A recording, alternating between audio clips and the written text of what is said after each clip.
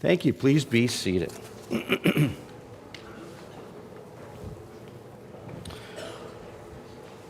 Proverbs chapter 14. We're continuing on in the book of wisdom as we seek after God's way of wisdom. We've learned there is a way which seemeth right unto a man, but the ends thereof are the ways of death. And God's ways are ways of life. God's ways are the ways of wisdom. Proverbs chapter 14, we're picking up the series here in verse 25. Verse 25, a true witness delivereth souls, but a deceitful witness speaketh lies. In the fear of the Lord is strong confidence, and his children shall have a place of refuge. Really pay attention to that verse right there. It's key to our service or our sermon here tonight. Both the fear of the Lord as being sort of the theme of the whole book of Proverbs, and also this idea of refuge, a place of refuge. Verse 27, the fear of the Lord is a fountain of life, to depart from the snares of death. In the multitude of people is the king's honor, but in the want of people is the destruction of the prince. He that is slow to wrath is of great understanding, but he that is hasty of spirit exalteth folly. A sound heart is the life of the flesh, but envy the rottenness of the bones. He that oppresseth the poor reproacheth his maker, but he that honoreth him hath mercy on the poor. The wicked is driven away in his wickedness, but the righteous hath hope in his death. So we're going to talk tonight about what is your refuge. What is your refuge? Many years ago, summer of 2003, I imagine it was, right after I had graduated from high school, my brother, myself, and another friend, we decided that we were going to go camping out in the Badlands of North Dakota. And that's beautiful territory, and we thought we're going to do something manly this summer, you know, we're going to survive like men. So we packed a tent and all kinds of snacks and nothing healthy, and it was a great plan, you know. And so everything was going okay. We found the campsite all right. We set up the tent, got all our gear out. Everything was going all right there. We decided then after that, what are we going to do this afternoon? And our friend said, hey, there's a hike nearby here, near like Theodore Roosevelt National Park. There's a petrified forest area, lots of petrified wood, and you can go scope all that out. And so we're like, okay, we're game, let's go. And so we started hiking. You know, we drove up there in my 1997 silver Monte Carlo. Nice off-roading rig right there, you know. And so we went up on this kind of plateau, and we parked, and we got out, and we went hiking for a while. And we got about halfway through the hike. It's like a 2-hour loop, something like that. And we got about halfway, of course, from anything, when we heard thunder. And we saw the clouds starting to roll up. And if you've ever been out in the Badlands, those storms can be intense out there. And this was one of those. And so we ran.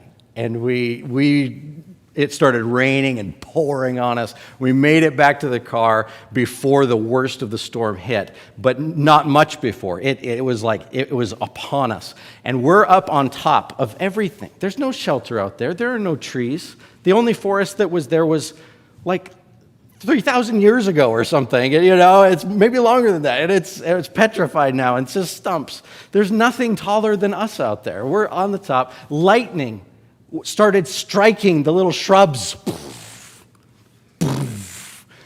And the Monte Carlo was ripping down that dirt road as it just turned to slop. It was like flash flood kind of stuff. And it was this terrifying moment where all we wanted was shelter. That's all we wanted. It's scary to find yourself in the middle of a storm with no place to hide, with nothing to shield you. It's no big deal to be without shelter when the weather is calm, when the skies are clear, When everything's going well, it's like you don't want to be inside. You want to be outside, enjoying it, right? You can just coast along without any thought of refuge. But when the storm hits, you realize that's really the only thing you need. And this section of Proverbs 14 is about where we run to for refuge when the storms of life are upon us. The word refuge appears right there in verse 26, as I pointed out, meaning literally a shelter, a place to flee from a storm. Down in verse 32, where we ended our reading, we find the word hope. The righteous hath hope. And that word hope uses the exact same Hebrew word, or the same root of that word. And so the righteous has something he can run to for protection, something that he can trust in to keep him safe. And then throughout, in between, there are all these other words sprinkled in to kind of add to the sense of danger and what we need during those times. Words like destruction, words like death, deliverance in verse 25, confidence, life. And I think what we have here in between are like these two contrasting refuges. And there are two directions a person can turn to in time of trouble. But of course, like everything we've talked about in Proverbs, these two ways lead to two different destinations. They lead to two different kinds of outcomes. Basically, here are the options. In time of trouble, you can either trust in yourself to figure it out, trust in yourself for your own protection, or you can trust in who? In God. Those are the options. You can lean on the strength of your own power, try to handle things your way, or you can hide in the strength of the Lord's power by surrendering to do it His way. That's how we flee into that refuge. So let's dig into it a little bit. What does this look like in practical terms? And this is a very practical section of the book here. Number one is this: lean into the power of truth rather than the protection of lies. Lean into the power of truth rather than the protection of lies. Back up to verse 25 with me. A true witness delivereth souls, but a deceitful witness speaketh lies. There is a tendency when we think we might be in trouble to resort to lying. It's almost like this automatic act of self-preservation. I have to protect myself here. I'm going to be in trouble. When the truth is ugly, we don't naturally want to reveal it. We want to conceal it. We want to cover it up. And this goes all the way back, doesn't it? Adam and Eve. What was their first reaction after falling in sin? They wanted to run and hide. They ran and hid from the presence of God. They sewed fig leaves together in this feeble attempt to cover their shame. When Abram went down into Egypt, the famine had hit. He's like, how are we going to survive? He went down into Egypt, and when he first sensed that his life may be in danger there, here's his instinct: to craft a lie. The lie will protect me. It didn't protect him. In fact, it put his wife in terrible danger. It wasn't good for either one of them. But that was the instinct. When David sinned with Bathsheba, the first thing he did was try to cover it up, cover up the adultery. Not only by lies and deceit, but even to the point of murder. The murder of Uriah was part of the cover-up. And that was his instinct. I've got to protect myself. I've got to protect the kingdom by protecting my crown, protecting my power and my position. This is our sinful nature.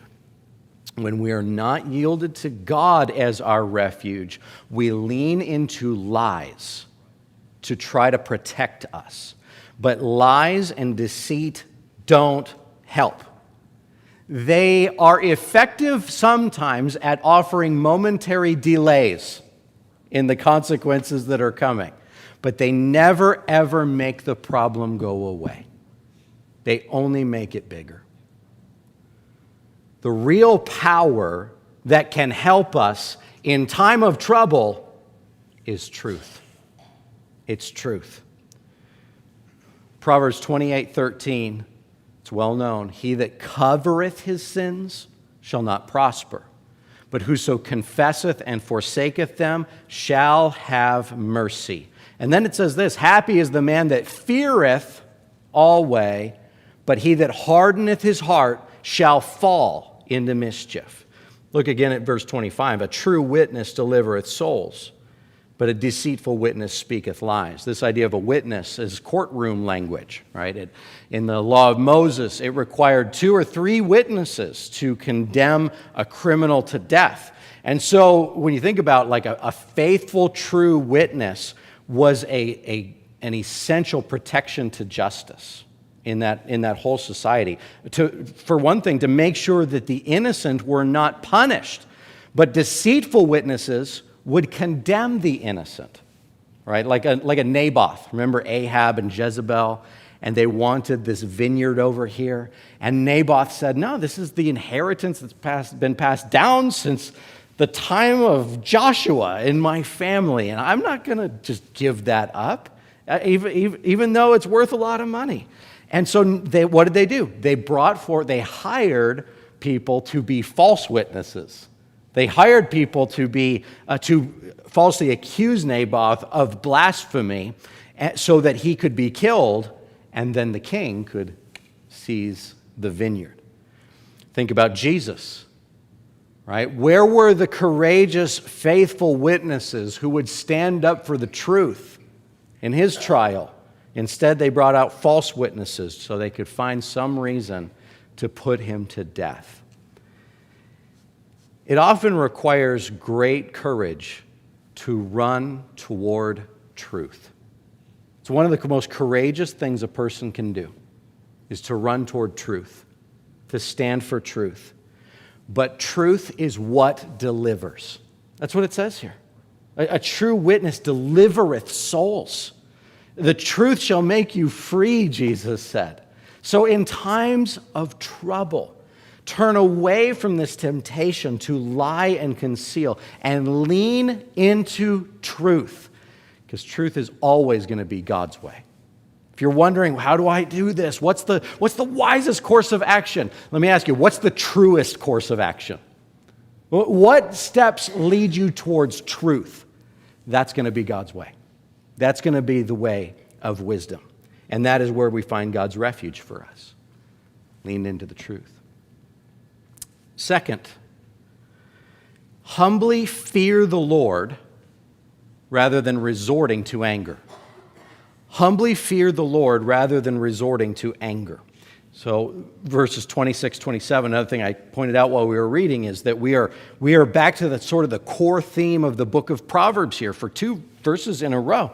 And that's always going to be significant. When you see the fear of the Lord in the book of Proverbs, you are hitting like the main stream of thought, because the fear of the Lord is the beginning of wisdom. The fear of the Lord is the beginning of knowledge. It goes hand in hand with the knowledge of God. Because the more closely we know God, the more we will operate with His wisdom. To know Him is to fear Him. To fear Him is to obey Him. That's how the process works. And all of that along the way is wisdom. It's wise to know something about God, to get to know God. It's wise to learn to fear God. And then to fear means to obey. And all of that is encompassed in this idea of wisdom. It's always a little paradoxical, though, when we talk about the fear of the Lord, right? Because usually you don't run towards something that you fear. But we do with the fear of the Lord. The more you fear God in a healthy biblical way, the more that fear of God drives you to God. The more it brings you close to Him. And so look at verse 26 again. In the fear of the Lord is strong confidence, and His children shall have a place of refuge. That's where you run to in times of trouble. The fear of the Lord. This confidence, it means trust. Once again, refuge, assurance, safety. He mentions there His children. his children shall have a place of refuge. That can mean one of two things. It could refer to the children of the wise, that when one generation fears God, they sort of pave the path for their children to also have a place of refuge. Their kids are used to their parents running to God and thinking about God. And the home is saturated with the words of God. And so when their kids run into time of trouble, they also have a place of refuge because they've been raised in that environment. And I like that. That's a great thought. His children, it's not clear who his refers to. It could just refer to God. It could refer to the Lord's children. They have this place of refuge because if you fear and reverence God, if you're saved and you have entered into a covenant relationship with the Lord, you have a place of refuge that the world does not have. The ungodly don't have a place to run to. They have to figure it out for themselves. And so they're going to mess it up. But we can, in this loving relationship with God, run to Him for refuge. Verse 27 sort of amplifies it. It raises the stakes to life and death here. The fear of the Lord is a fountain of life, to depart from the snares of death. When I think about that, the snares of death, it's like we're on the straight and narrow way in life. That's where God's wisdom, that's where the fear of God is going to keep us and lead us. And you step off that path for but a moment, and there are 1,000 traps that are laid. There are snares that will lead you down towards death. Anyway, how often does the Bible say, turn not to the right hand nor to the left, right? Let thine eyes look straight on. Stay on the path. And you say, I don't know how to stay on the path. There's just trouble everywhere, and I don't want to make a wrong step. Here's where you put your focus, the fear of the Lord. Focus on that. That'll keep your steps straight. And when you fear God and you're setting your trust on Him in time of trouble, it allows for you to experience His peace and His calm in the storm. He gives us peace in the storm. But that requires a surrender of our control of the situation to Him. You can't have the peace of God if you're trying to manage everything that's happening. If you're trying to control the whole situation, you are going to be stressed to the max, okay? Because there's just stuff in life that's so far beyond your control. You're not built for it. None of us are. But God is. And as we yield control to Him, that peace is there. And so it allows us to have a posture. Here's the idea that when we're going to God to be our refuge, it's this posture of humble trust.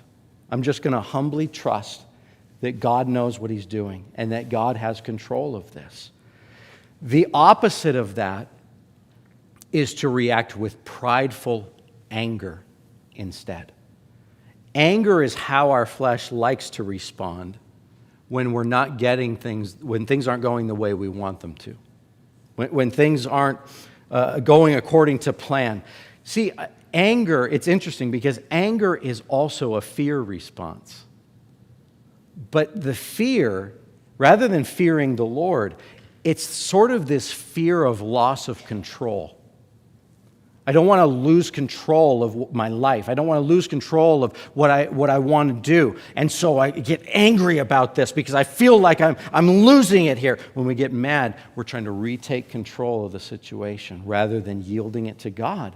And when you do that, when you're reaching and grasping and being angry and trying to push things forward your own way, you're reaching for control. You are trying to be your own refuge. Let Him be your refuge. Yield it to Him. So let's connect it to this anger thought in verse 29. Verse 29. He that is slow to wrath is of great understanding, but he that is hasty of spirit exalteth folly. He says, if you're slow to wrath, if you can control your temper and be slow to get angry, it allows you to have great understanding. To have understanding is to be able to discern between things.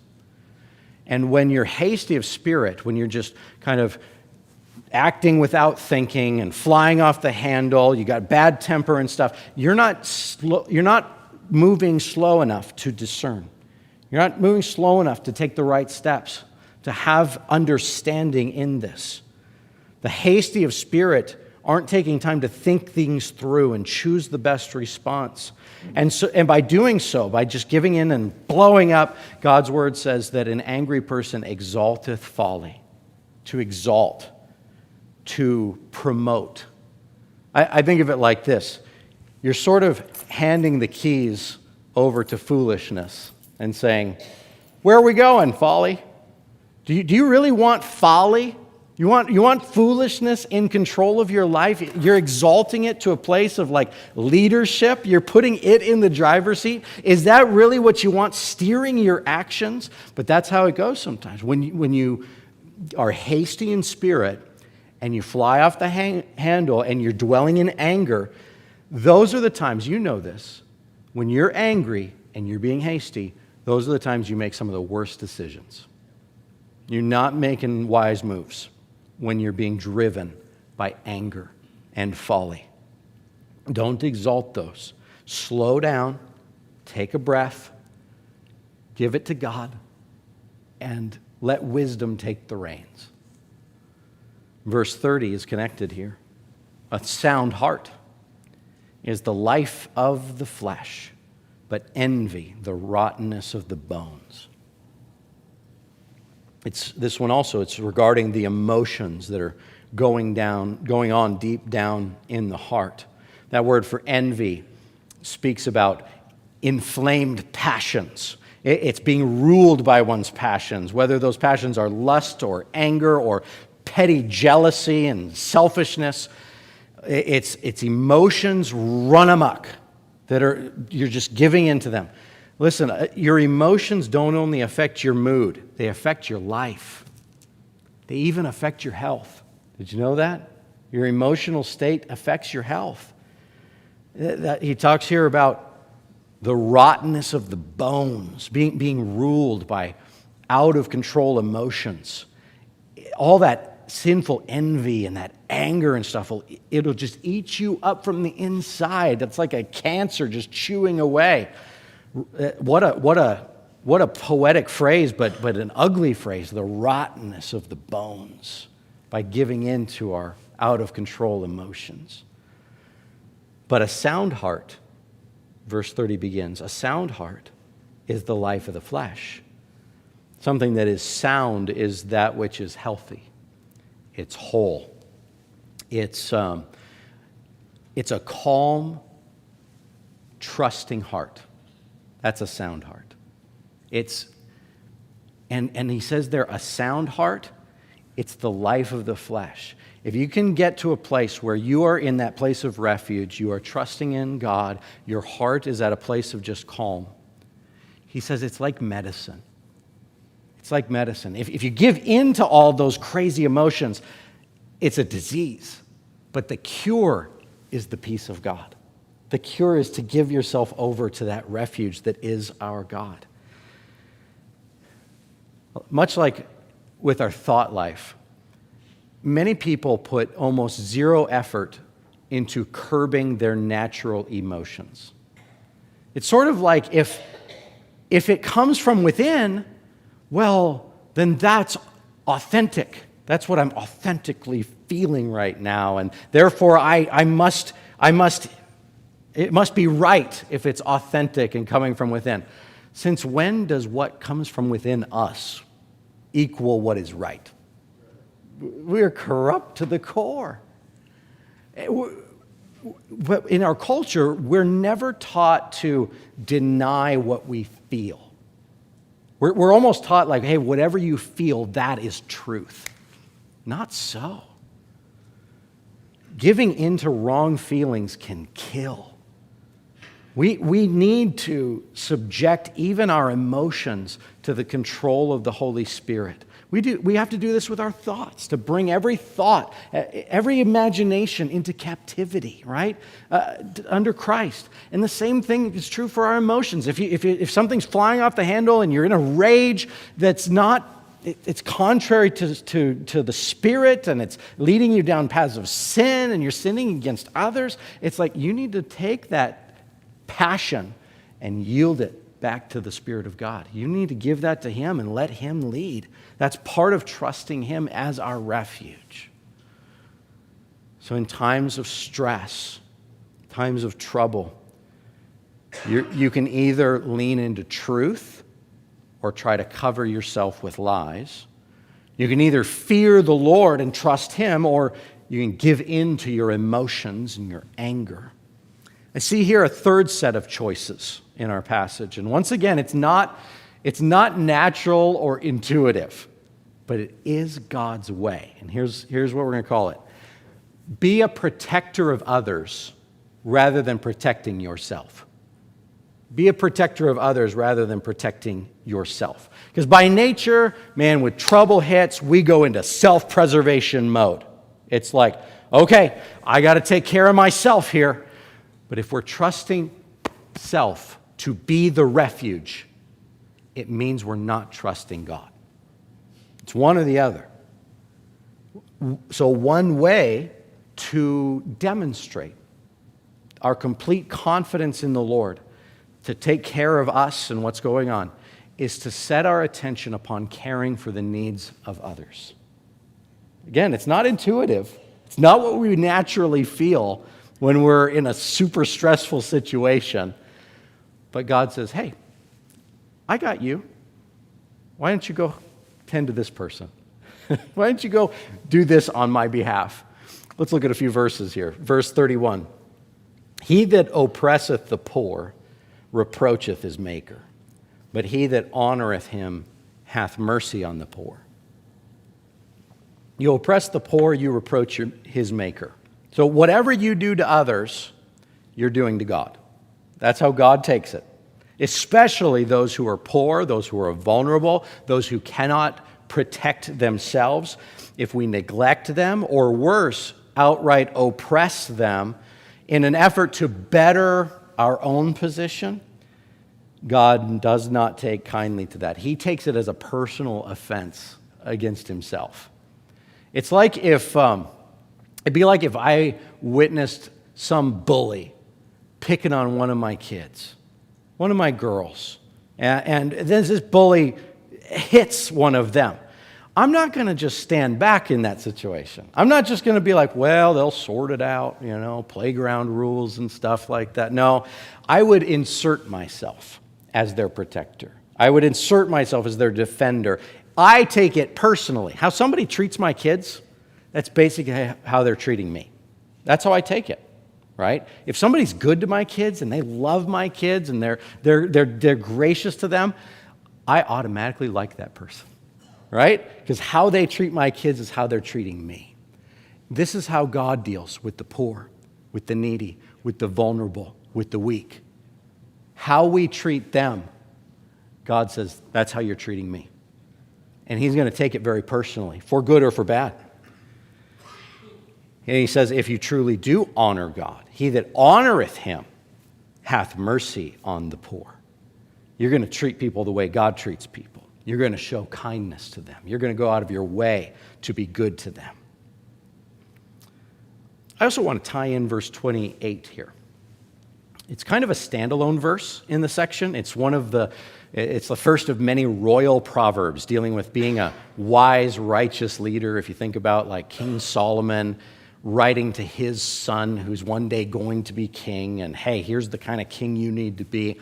It's one of those. But it fits with this point very well in the sense that those who rule wisely on God's behalf are considerate of the people that are under their rule. They're considerate of the people, even more so than their own position. Let's read it, verse 28.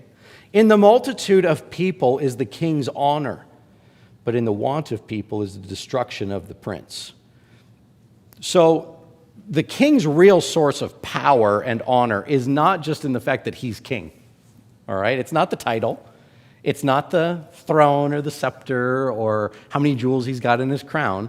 The actual power and honor and weight of a king is the people who follow him. That's what lifts him up. The more people he leads, the more honor and glory he has. The less people, the less of a leader he is. I've heard it said that a leader with no followers is just someone out for a walk. He's got to have followers. Otherwise, I mean, you can go call yourself king of such and such if you want. Okay, you can play king if you desire. What really makes a king is the people that follow him, the people that regard him as that. And so, true leadership is not really about a position at all. It is about influence. And by the way, you can have great influence without any kind of title, without any kind of a platform or a position or anything. And conversely, you can have all the titles in the world and not be a leader if you don't have influence with people. The best way, you say, how do I get that? You know, wasn't it Dale Carnegie that wrote How to Win Friends and Influence People, right? Well, one of the easiest, best, most surefire ways to influence others and grow your influence is just to authentically care about them. If you care about people, you'll develop a place in their life. Maybe not a place of authority necessarily, but certainly a place of influence. Notice others. Think about them. Interact with them. Be there for them when they need someone. When you think about the kings of the Bible, the kings who acted like shepherds caring for their sheep, the ones that truly cared for the people, those were the great kings, the Davids, right? The Solomons. They were honored and exalted by God with great wisdom, great power to do that work. But the kings who were only interested in protecting their power, they were the weak leaders. They were the ones who ended up being destroyed with no honor whatsoever. Now, you don't have to be a king to apply this in your own life, obviously. Here's the idea. When trouble hits, don't rush into that mode of self-preservation. If a king did that, he wouldn't be a very good king. When trouble comes against the kingdom, you know who he's caring about? His people. Care about the other people in your life rather than yourself. And you know what that is? That's a statement of trust in God. It's like, you know what? God's got me. I don't have to protect myself. He will protect me. But perhaps he can use me to be a blessing and a help to someone else in the storm. So these are the two refuges that are available. You can run to God and rest in him, or you can throw up your shields and try to take care of yourself in your own strength. And as you can imagine, only one of those will result in the kind of safety and security and peace that we actually need. Verse 32 concludes the thought. The wicked is driven away in his wickedness, but the righteous hath hope in his death. Going back to the idea of a storm, you've seen footage that comes out maybe the day after a bad storm ravages an area and tornadoes go through there and tear everything up. And people emerge the next day and whole houses are gone sometimes, right? It's just licked clean, just a slab on the ground, and everything is just driven away. It's destroyed by the storm. But then there are people who had storm shelters. And they went down, they took their family down, and they locked themselves into that little shelter. And they come out the next morning, and they open up the doors. And even if everything else is driven away, even if the tornado went right over their heads, they're safe. They're secure. They picked the right place of refuge. So they're good to go. And so the verse is showing that even in the worst of circumstances, what's the worst that could happen? Maybe somebody's facing death itself. He says the righteous still have hope, even in death. And that word hope, like I said at the beginning, it's refuge. It's a place to flee to. It's one to flee to who can keep us safe and keep us secure. Proverbs doesn't talk a whole lot about eternity and what comes after death. It's there, but it doesn't go into much detail. But here in this verse 32, it's pointing to that horizon of death and even pointing beyond it. And it's like, hey, those who put their trust in the Lord, they'll be safe even in death. And we know that to be the case in salvation. The wicked who trust in themselves, they will eventually be swept away trying to do life their own way apart from God. But those who have placed their trust in the Lord Jesus Christ, He is our refuge. And no matter what we face in this life or even the end of this life and death itself, it's like you still have hope.